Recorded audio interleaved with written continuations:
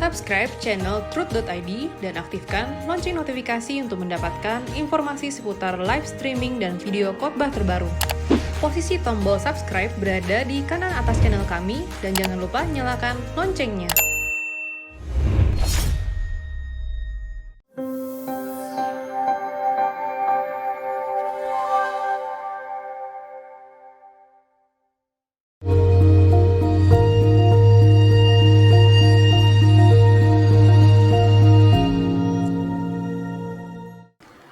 Kita kembali pada episode Anda bertanya Alkitab menjawab.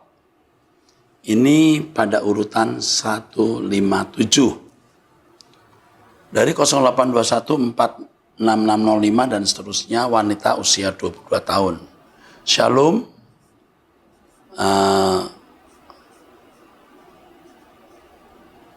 Selamat siang, Om Eras, gembala yang baik, gembala yang rendah hati dan peduli terhadap keselamatan jiwa-jiwa.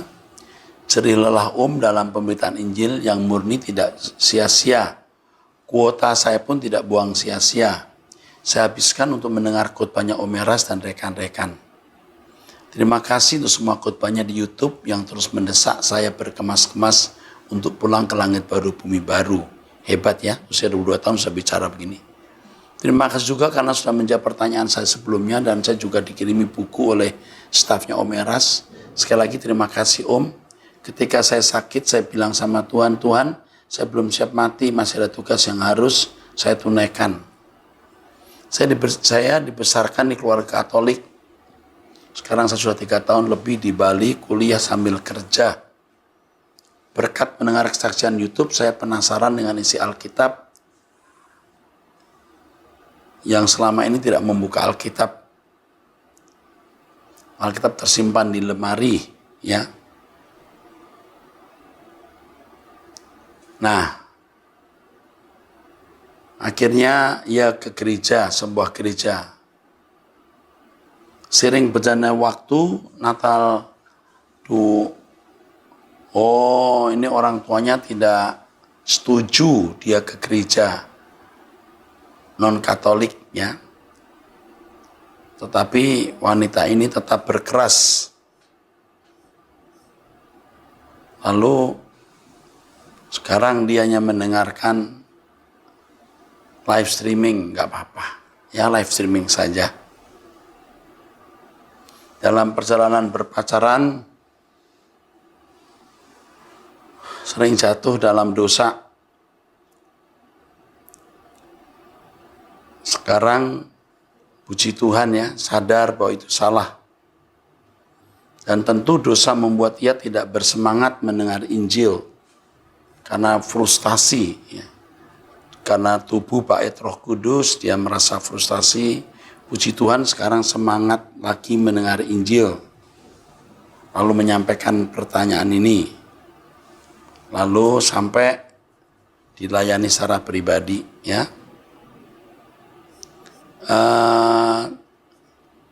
Kepada yang menulis SMS ini, kamu orang yang dipilih Tuhan. Saya bisa mengerti bahwa orang tua yang tidak setuju Anda masuk denominasi gereja lain. Anda jangan terang-terangan di depan orang tua melawan orang tua, ya. Sebab pada dasarnya gereja sama saja. Yang membedakan adalah kebenaran yang ada di dalam gereja itu. Ya, dimanapun pasti ya gereja ada kekurangan dan kelebihan. Tetapi masalahnya bukan di gereja itu, tetapi kebenaran yang diajarkan gereja itu. Kalau Anda mengikuti suara kebenaran, sebenarnya saya dulu tidak bercita-cita membuat sinode. Benar-benar tidak. Karena saya sudah tahu gereja sama saja. Gereja lebih banyak menjual liturgi, menjual jasa doa, dan pelayanan-pelayanan yang bersifat sosial. Bukan tidak boleh. Tapi sebenarnya inti dari gereja itu mengajarkan kebenaran. Oleh sebab itu, kalaupun Anda tidak termasuk anggota gereja manapun, nggak masalah. Yang penting ikuti suara kebenaran, jangan berbuat dosa lagi. Ya, saya menyambut ucapanmu, Om Eras, gembala yang baik. Artinya saya gembala kecil, gembala besar Tuhan Yesus. Aku gembalamu, juga jadi orang tuamu. Kamu tidak sendiri. Ya, ikut terus khotbah Om Eras ya, nak. Oke, supaya kita bisa nanti ketemu di surga, sayang. Ya, Tuhan memberkati kamu. Dan saya mau mengatakan, we love you. We love you. Oke. 0899 ibu-ibu usia 51 tahun. Shalom Bapakku, saya ibu usia 5 tahun dan suami saya seorang pendeta usia 60 tahun. Saya sudah beberapa kali bertanya melalui forum ini dan apa yang Bapak sarankan saya jalankan.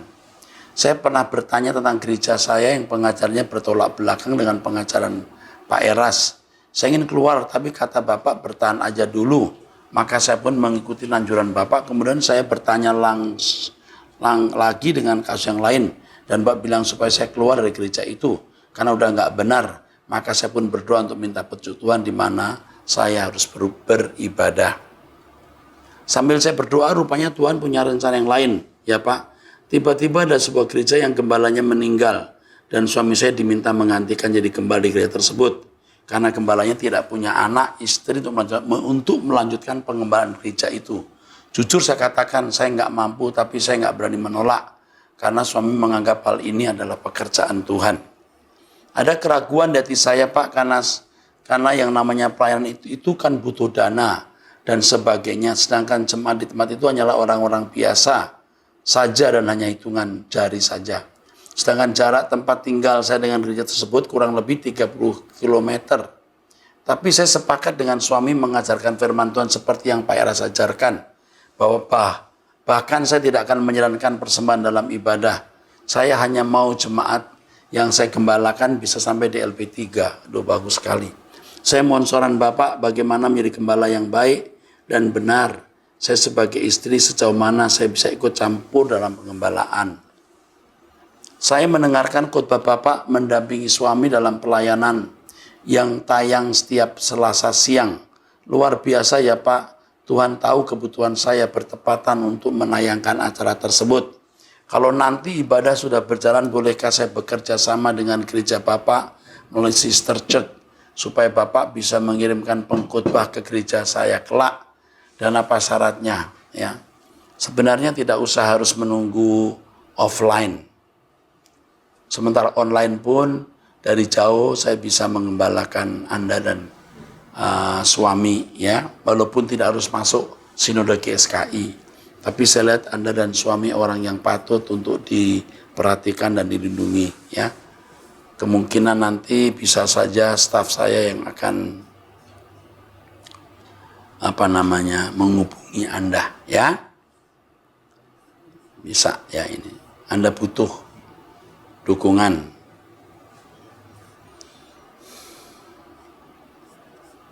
Oke. Saya akan teruskan 0821 1121 924 dan seterusnya. Pagi Pak Pendeta, kalau membuli verbal, menjuluki nama orang dengan sebutan tidak menyenangkan, orang berdosa apa enggak? Baik secara langsung maupun tidak langsung di belakang orangnya. Menurut pengamatan Bapak yang berdasarkan Alkitab mengenai vaksin yang disubi chip, apakah itu tanda 66 chip? Nah, ini tidak bisa saya jawab karena sudah dijawab penuh dalam penjelasan yang disampaikan Pendeta Wignyotanto, ya. Menjelaskan khusus ini Pak, silahkan Anda buka di Truth ID mengenai chip 66. Oke. Dari 0878 7882 2 dan seterusnya Ibu NN. Salam Pak Eras, saya mau tanya ya, kenapa ya keuangan saya selalu seret? Kami suami istri adalah rajin bekerja, tidak punya kredit card. Setahun yang lalu saya diterima kerja dengan gaji lumayan. Tapi karena kesalahan kecil saja saya dipecat tanpa diberi pesangon. Puji Tuhan, customer kantor saya itu setelah tahu saya tidak kerja lagi, di sana dia mengambil saya jadi karyawannya. Tapi gaji berkurang setengahnya, jadi di bawah UMR. Pada waktu masih kerja di tempat lama, saya kredit mobil untuk usaha go-kart suami saya. Tapi setelah beberapa bulan menjalankan go-kart, suami saya terus mendapat order interior. Jadi go-kart dihentikan. Tapi tetap kan cicilan mobil berjalan terus. Lalu dia dapat order membangun rumah kecil. Dia bilang ini bisa lumayan, tapi baru saja pekerjaan itu dimulai, anak saya masuk kuliah yang butuh biaya besar. Jadi terpaksa kami berutang dulu. Tapi ternyata pembangunan rumah itu tidak terlalu berjalan dengan lancar. Teman suami saya yang kasih order itu agak ribut sama suami saya, sehingga kasbonan kami tidak lagi lancar, dia transfer. Jadi nggak bisa kasbon. Sekarang kami jadi banyak terlibat hutang. Cicilan mobil ini tidak saya bayarkan karena uang saya pakai buat makan sehari-hari. Mohon nasihatnya Pak, sebenarnya saya sama sekali tidak mau berutang pada siapapun, tapi keadaanlah yang memaksa. Apa pada akhirnya juga saya harus merelakan mobil ditarik oleh leasing supaya terlepas dari hutang, cicilan? Kenapa ya Pak bertahun-tahun saya harus menerus terlibat dengan hutang atau kalaupun ada order lumayan, tapi diikuti juga dengan biaya yang muncul lebih besar. Mohon masukannya. Saya itu tidak tahu masalah Anda itu sebenarnya apa. Ya. Masalah uang iya. Tapi sebagai gembala, saya sudah sering mendengar masalah-masalah seperti ini. Bahkan lebih parah. Lebih parah. Tetapi satu hal, selalu ada jalan keluar. Always. Saya tidak tahu bagaimana saya berbicara lagi. Ini masalah Anda kan ruwet. Sekarang Anda untuk makan pun susah. Tapi jalani. Ya. Jalani. Saya tidak tahu anak Anda berapa. Sekarang gaji di bawah UMR itu bagaimana. Saya juga tidak tahu lengkap. Tapi jalani. Lihat semua peluang. Begitu tadi saya membaca suami Anda mendapatkan order membangun rumah kecil, itu langsung dalam pikiran saya nggak gampang loh. Banyak orang jadi kontraktor itu rugi. Ekspektasi untung, nyatanya rugi. Aduh banyak. Jadi sekarang jalani saja dari hari ke hari. Anda akan melihat pertolongan Tuhan yang tidak pernah Anda duga. Yang penting ingat ya, hidup kita suci. Sebenarnya satu hal yang saya ingin katakan kepada semua orang. Kepada orang jangan jahat. Jangan nyakitin dengan perkataan. Jangan jadi sombong waktu kita kaya. Makanya kita sulit jadi kaya. Tuhan tidak bisa mempercayakan kekayaan karena kalau kita kaya dan berkuasa berbahaya. Maka Tuhan sering membatasi jumlah berkat yang kita harus terima. Nah, sekarang bertumbuh terus dalam kebenaran seperti yang saya ajarkan kepada saudara tiap kali itu. Ya, terus ya. Jadi saudara bisa mengerti ini. Jalani dulu. Nanti tanya lagi perkembangannya. Dari 08953057 dan seterusnya ibu rumah tangga Banjarmasin. Salam Pak Era, saya mau bertanya lagi, ini yang keempat kali saya seorang ibu rumah tangga, mempunyai 2 orang anak. Saya di Banjarmasin. Yang saya mau tanyakan tentang ayat Matius 27. Kenapa ada nama Yesus ya? Bukannya hanya ada Tuhan Yesus yang namanya Yesus. Maksud saya kalau kita baca Alkitab, kan cuma ada satu nama yang Bapak beri kepada anaknya Yesus Kristus. Terima kasih Pak Eras atas jawabannya. Jesus bless you. Saya harus memberitahu kepada Anda bahwa nama Yesus, Yeshua HaMashiach atau Yosua, itu nama yang populer di Israel. Yusuf, Yosua, itu nama yang dimiliki oleh banyak orang. Jadi bukan hanya dimiliki oleh Yesus anak Allah ini, tapi juga dimiliki oleh banyak orang. Jadi mesti harus disadari bahwa nama Yesus itu atau Yosua itu juga dimiliki oleh banyak orang. Oleh sebab itu tidak heran kalau ada nama Yesus selain Yesus, ya. Tadi katakan di Matius pasal 27 ya. Matius pasal berapa tadi?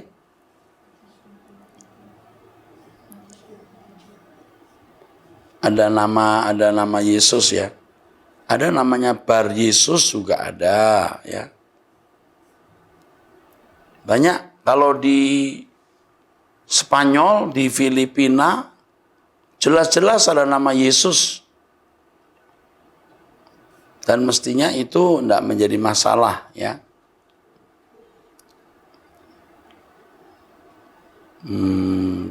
Matius pasal berapa tadi? 27. Coba saya cek dulu ya. Sebab saya ini kan spontan menjawab pertanyaan ini.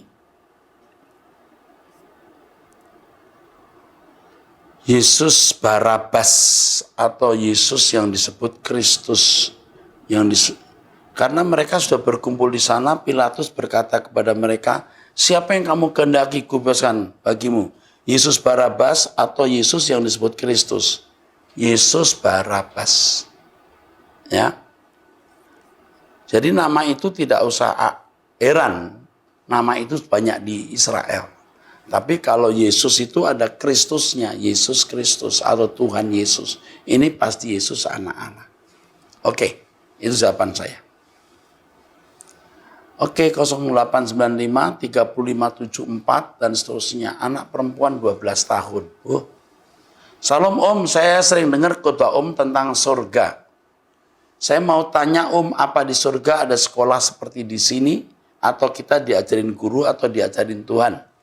Tapi sebenarnya saya harap tidak ada pelajaran matematik.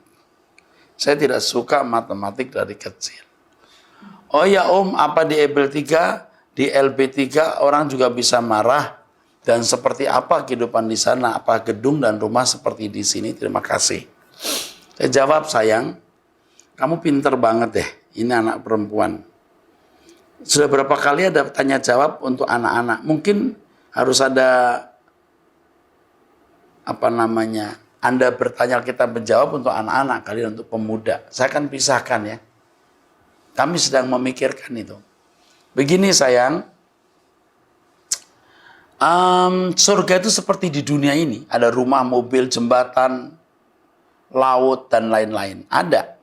Cuman bedanya di sana tidak ada dosa, tidak ada kejahatan, tidak ada iblis, maka tidak ada orang marah yang membuat orang terluka. Tidak ada. Tapi pendidikan ada. Kenapa? Karena orang-orang yang belum sempurna masuk menjadi anggota masyarakat harus dididik lagi supaya makin sempurna. Yang memerintah itu orang-orang Kristen yang seperti Yesus, yang menjadi pejabat-pejabat atau pemimpin-pemimpinnya bersama dengan Tuhan Yesus yang adalah rajanya. Ya, jadi ada pelajaran di sana. Apakah ada matematik? Ya mungkin ada, mungkin nggak ada. Kalau ada ya nggak apa-apa. Karena di sana matematiknya tidak sulit-sulit begitu seperti di sini. Kenapa sulit? Kan di sini kita bebel di sini. Orang berdosa itu ininya tidak cerdas. Nanti di sana semua cerdas. Ya, di sini karena manusia berdosa jadi malas juga, nggak mau belajar.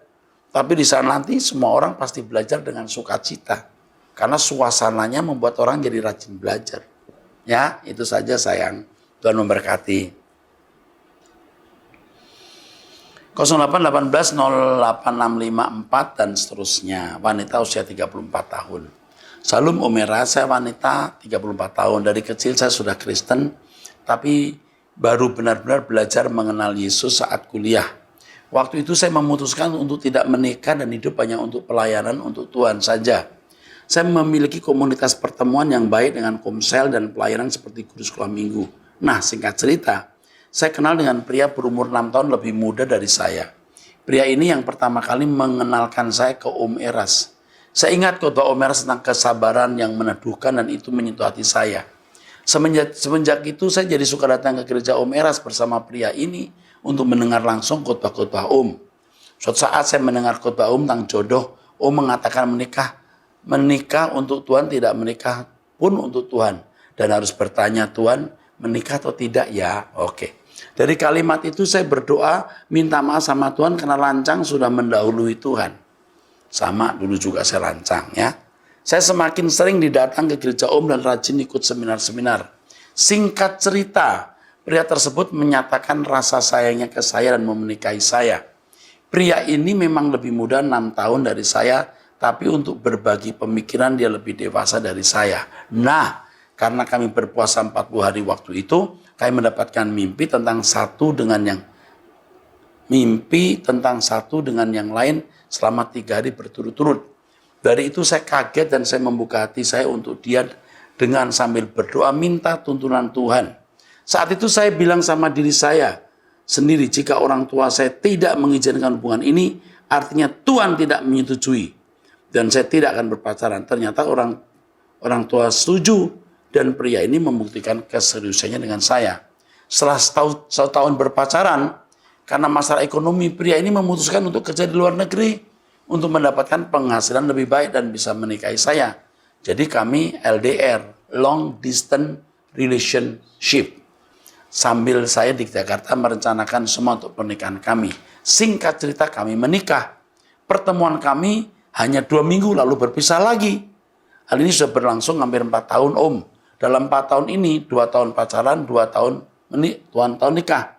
Kami hanya bersama paling-paling 2 minggu, 1 bulan saat saya di sana. Alasan suami tidak pulang-pulang karena uang.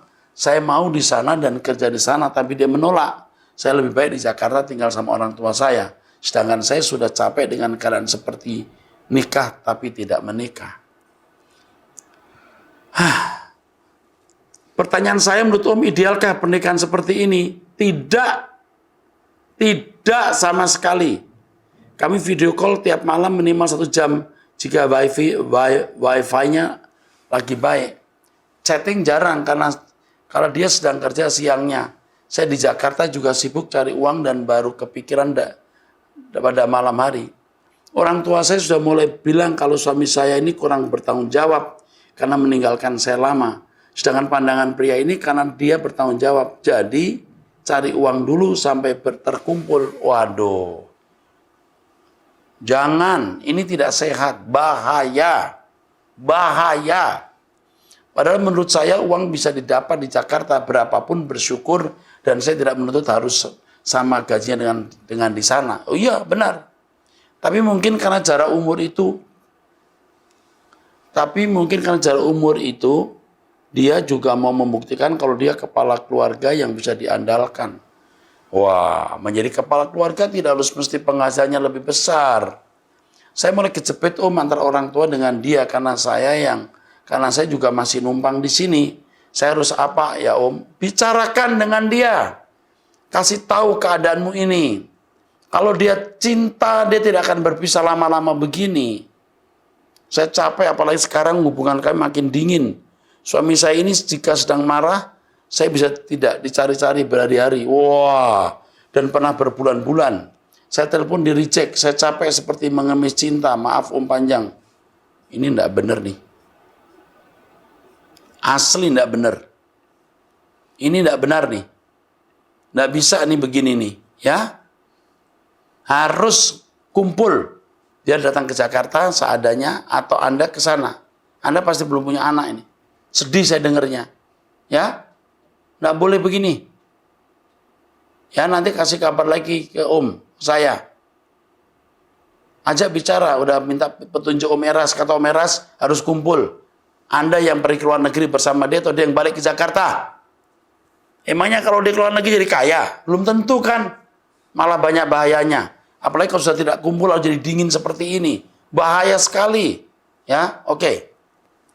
0812 1885 7 dan seterusnya, wanita 31 tahun dari Lampung, umur 31 tahun. Salam Bapak Erastus, gembala yang sangat dipakai Tuhan dengan luar biasa dan berlimpah hikmatnya. Pak, saya setiap hari selama COVID ini mendengarkan khotbah Bapak melalui YouTube. Dan hal ini sangat membangkitkan api roh yang dulu pernah menyala-nyala dalam melayani Tuhan yang sempat tertidur. Oh, puji Tuhan. Semenjak dengarkan khotbah Bapak, rasanya hati saya ini seperti api di kobaran yang disiram minyak. Wah, keren. Pak ingin benar-benar hidup tidak bercacat dan tidak bercela. Bagus. Dan hanya fokus untuk bisa berkenan di hadapan Elohim Yahweh. Oke. Karena saat dengar khotbah Bapak bisa saya rasakan apa yang Bapak harus sampaikan itu tulus dari hati. Karena hampir setiap hari rasanya Bapak itu berkhotbah dalam berbagai sesi. Ya Pak, hehehe. Maaf kalau sotoy. Enggak sotoy, emang begitu. Pak, karena saya hampir lihat semua video YouTube Bapak dari buka mata sampai tutup mata sebelum tidur Pak. Woi. Tapi belakangan ini juga ada hal yang saya tanya Pak. Bolehkah seorang pengikut Tuhan Yesus memakai hijab dan tudung kepala Pak? Ya, apa salahnya? Tapi apa motifnya? Seperti lainnya saudara kita Muslim. Tapi kalau hati dan doa serta perilaku taat kepada perintah Bapa di surga. Nah sekarang Anda pakai hijab atau tudung itu maksudnya apa? Takut dibully di jalan. Ya. Jangan sampai kita pakai itu karena takut kita tidak mendapat tempat yang layak di masyarakat. Nah, itu menyangkal Yesus. Tapi kalau pakai itu kelihatan lebih pantas, ya bagus. Tinggal motifnya. Karena rasa ini selalu muncul dalam benak saya, Pak. Ingin sekali pakai pakaian hijab. Tapi kalau masalah ibadah dan keyakinan tentunya Tuhan Yesus harga mati, Pak, buat saya. Oke. Sebenarnya di Israel pun juga Maria Magdalena dan lain pakai hijab semua, tahu. Itu kan hanya pakaian. Di Spanyol, di Eropa juga orang-orang Kristen ada yang pakai hijab. Juga di Arab. Enggak masalah kok. Cuman sekarang motifnya apa? Itu ya. Motifnya apa?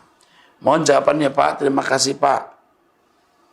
Doa saya setiap malam untuk Bapak dan keluarga dan seluruh tim KSKI selalu dalam perlindungan Bapak di surga. Dan terus naik dalam pelayanan agar banyak jiwa-jiwa dimenangkan dalam kebenaran yang sebenarnya.